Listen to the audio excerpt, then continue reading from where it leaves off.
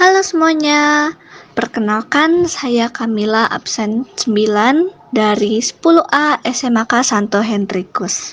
Pada kesempatan kali ini saya ingin membahas mengenai field trip kemarin di PT Yakult Indonesia Persada Ngoro Mojokerto.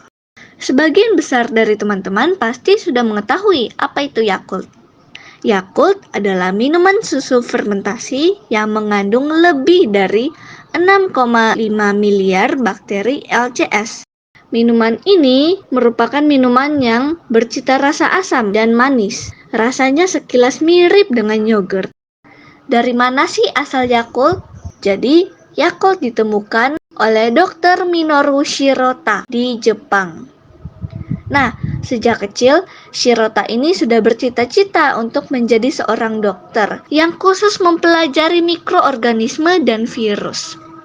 Kemudian, cita-citanya terwujud setelah ia lulus menjadi dokter dari Kyoto Imperial University Jepang pada tahun 1925. Tahun 1930, di Laboratorium Mikrobiologi Kyoto Imperial University, Dr. Minoru Shirota berhasil mengkulturkan bakteri yang disebut Lactobacillus casei shirota strain atau LCS. Bakteri inilah yang menjadi cikal bakal berdirinya perusahaan Yakult Honsha, produsen minuman susu fermentasi bernama Yakult pada tahun 1935. Nah teman-teman, jadi nama Yakult ini diambil dari kata Jahuruto, yaitu sebuah kata dari bahasa Esperanto yang berarti yogurt. Penamaan ini dikarenakan karena rasa dari Yakult yang mirip dengan yogurt. Setelah Dr. Minoru Shirota berhasil memproduksi Yakult, ia memproduksinya dengan sebuah filosofi yang bernama Shirotaisme. Nah, jadi Shirotaisme ini memiliki 3 poin penting. Setelah produksi Yakult berhasil, Yakult ini disebarkan di sekitaran masyarakat Jepang.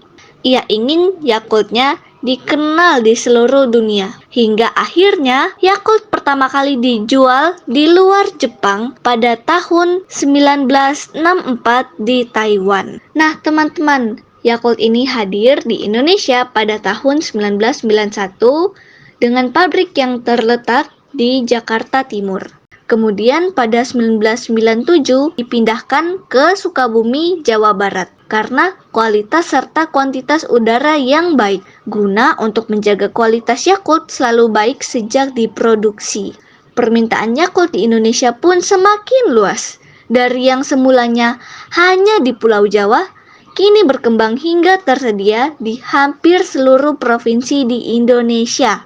Kebutuhan masyarakat yang semakin besar membuat perusahaan meresmikan pabrik keduanya di Mojokerto pada tahun 2014.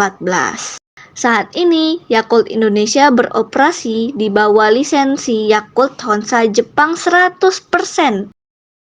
Yakult ini memiliki 2 sistem distribusi, yaitu Direct Sales dan Yakult Lady. Jadi direct sales ini bertugas untuk menjual produk Yakult ke toko-toko seperti supermarket, minimarket, dan toko kecil dengan mobil atau motor yang memiliki box pendinginnya. Sedangkan Yakult Lady merupakan mitra kerja dari Yakult. Ia adalah kalangan ibu rumah tangga yang menjual Yakult dari rumah ke rumah untuk melakukan pendekatan langsung dengan pelanggan. Setelah teman-teman mendengarkan pembahasan yang panjang mengenai sejarah Yakult, tentu Yakult ini memiliki banyak manfaat ya teman-teman, apalagi untuk pencernaan kita. Ternyata Yakult memiliki banyak varian, tetapi di Indonesia hanya terdapat 2, yaitu Yakult yang biasa dan Yakult Light. Nah, apa bedanya Yakult Light dari Yakult biasa ini?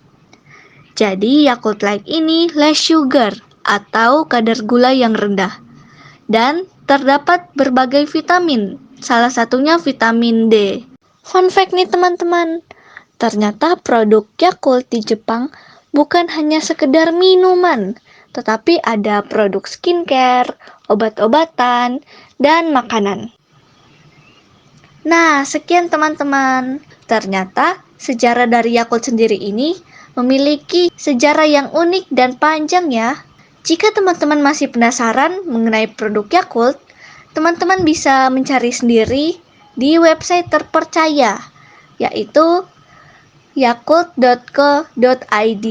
Itu saja dari saya. Sekian dan terima kasih. Cintai ususmu, minum Yakult tiap hari.